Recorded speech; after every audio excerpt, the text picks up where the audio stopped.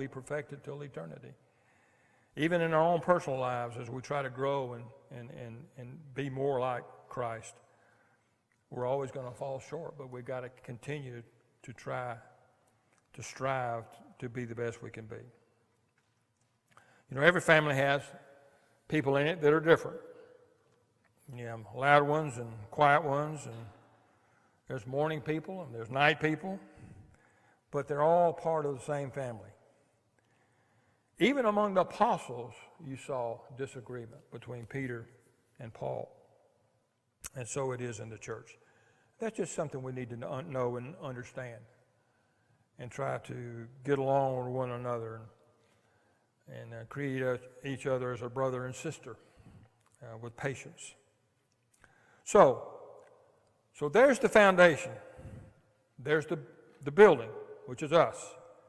Third, there's the blueprints.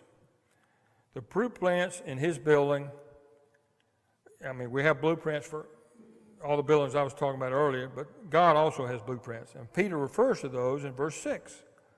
He says, therefore it is also contained in the what? Scriptures. Those are the blueprints.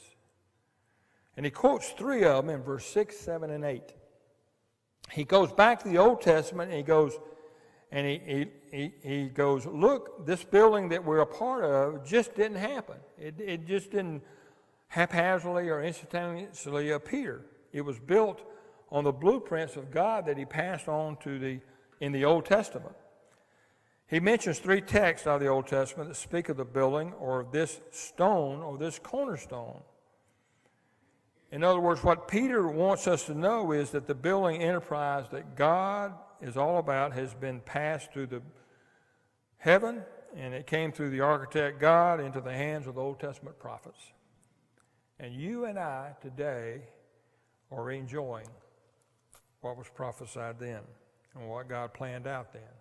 We're enjoying it today in the church. And these are the scriptures, the blueprints of the scriptures, if you will. So let's close with looking at 2 builders. And there are 2 builders listed here in Scripture. The 2 builders are mentioned, false ones and real ones. The wannabe builders, the self-appointed builders, but then there's the real builder, which is God. Look at verse 4. Coming to him as living stones, rejected indeed by men, but chosen by God and precious. Going down to verse 6. Therefore it is also contained in Scripture, behold, I lay in Zion a chief cornerstone, elect, precious, and he who believes in him will by no means be put to shame. He continues that thought in verse 7. Therefore to you who believe, he is precious, but to you who are disobedient, the stone which the builders rejected has become the chief cornerstone. These are the wannabe builders. What Peter has in mind, I believe, is the Sanhedrin. The Sanhedrin, 2,000 years ago, they were kind of the caretakers, if you would, of the religious system of that day. They were the self-imposed builders of God's kingdom, or his work. And what they did is they got out their measuring rod, if you would, and they looked at Jesus Christ and his claims as being Messiah, and they checked out Jesus as being that chief cornerstone, and they took out those measuring implements that they had for their religion.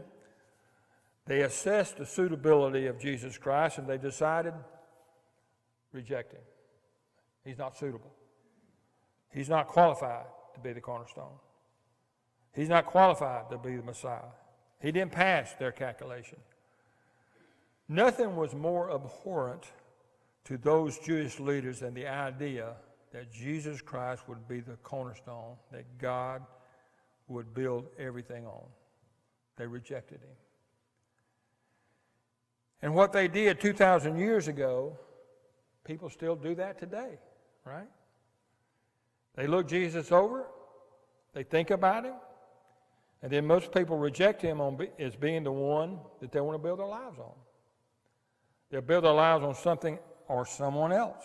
A superstar, a rock star, some ideology, some religion, but not Christ. So Jesus came, and the leaders and the people rejected him, and they wanted him crucified. They got rid of him. That's why Peter would stand up in Acts chapter 4, and he would say this to those people. Let it be known to you that Jesus Christ of Nazareth, whom you crucified, but whom God raised from the dead, that's why this man whom they healed stands before you whole. Peter continued, this is the stone that you builders have rejected, but it has become the chief cornerstone. In other words, you might have rejected him. You might have rejected that stone, but God did not. God approved Jesus Christ as that chief cornerstone. That's what this means. I close with this little story. There was a young teacher teaching her class, and there was a group there of young kids. And then this young school teacher, for whatever reason, she was an atheist, and she felt like it was important to let the class know that she was. So she announced to the class, I'm an atheist. And then she said, how many of you are atheists? Well, these are little kids.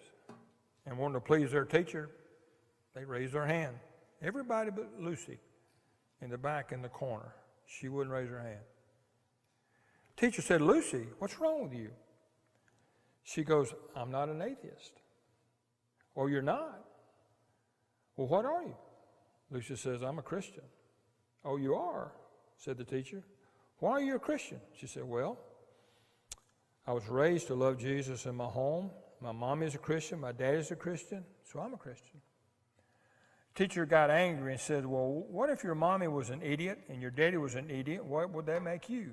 And she said, well, I guess that'd make me an atheist.